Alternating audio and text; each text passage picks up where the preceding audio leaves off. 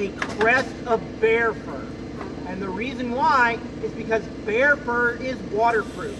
So when it rains, the moisture comes off the top and the bottom. It's a big old bee.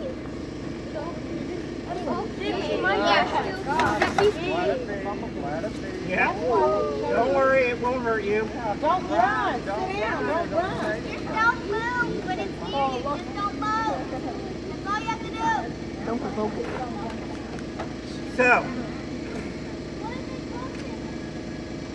this musket is a 1795 Springfield musket. This is the first weapon that the United States Army makes.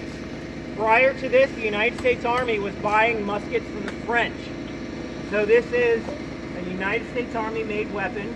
It is essentially a copy of the French musket. It is a single shot musket. Can anyone tell me what that means?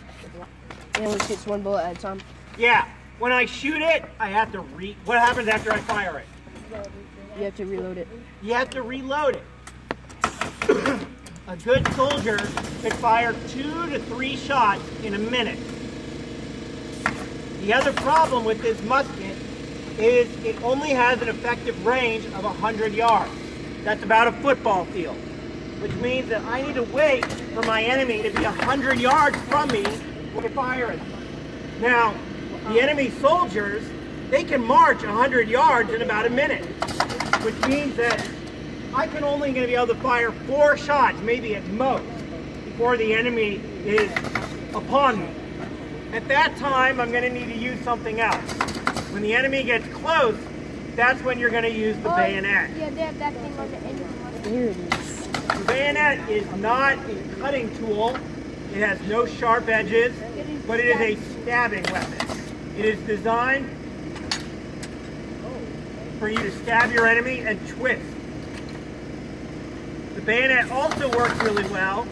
Now, the way that soldiers fought during this time period was they would stand shoulder to shoulder in a long line and march. So imagine that there were 100 soldiers just like me, standing shoulder to shoulder, and we're coming at you. And you see this. Charge! Bayonet! Ha! You might want to reconsider whether you want to move or not. That bayonet is really scary.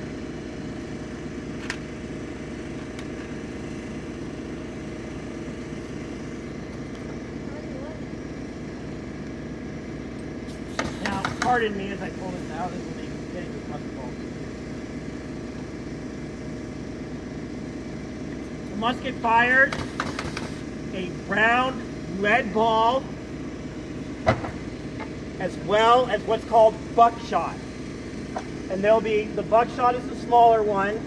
It'll have, in addition to the lead ball, between 3 and 6 buckshot. So this is a pretty lethal shot. Every time I'm firing the weapon, I'm not only firing one of those musket balls, I'm also firing between 3 and 6 of these. The idea is because I might only be able to fire 4 times before the enemy gets within bayonet range, I want to do as much damage as possible. I'm now going to go through that firing procedure with you, show you what soldiers had to do to fire their muskets. So the first step, I'm going to reach back here to my cartridge box.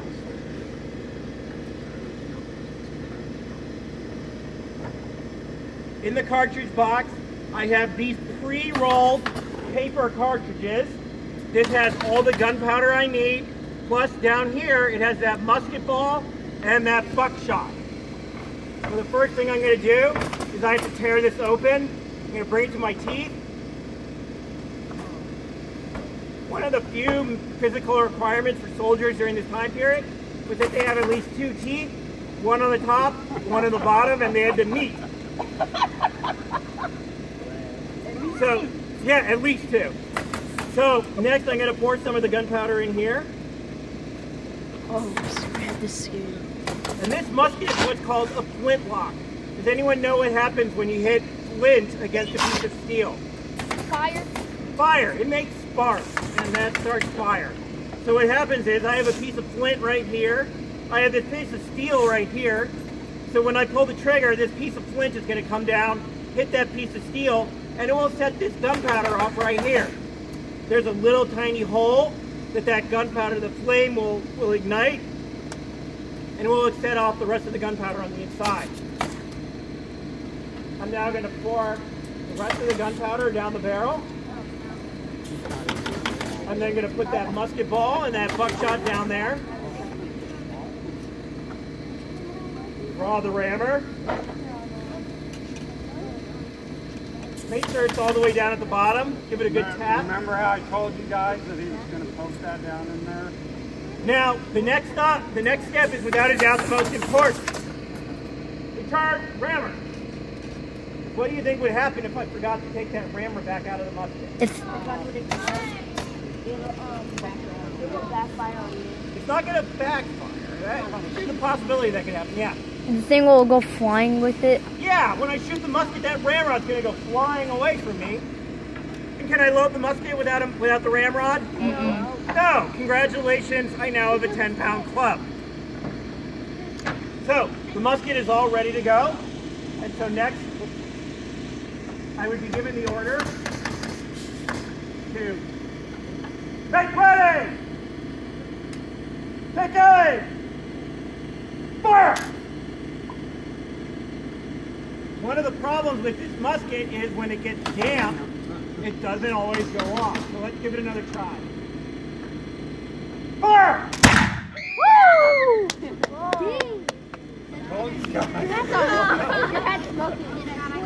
You can see I know. Oh my God, that is so big. That is insane. That's cool. So, you guys I want one of about those. anything I've told you so far. I want one of those, man. Nah, those things are too hard to do. Like, you should, if you were gonna get one, you should get one of the newer ones. What if someone And could it's shoot just a little warm, but not really. Dang, man, that was... What was the what? Look, so guys, this is my friend right here. Soldiers Scared. were paid $5 This other guy that's a month. scared. That's a little bit Dude, and this is more. me. Write down, write down, write down. About the average $5 a month. pay of a laborer. That's $5. That time period it was not. It was a little bit more money than Well, let's go inside the barracks and you guys can tell me what you think the privacy is like. Oh, okay. Why don't you all come with me in here? That's done the first part. Look how much space.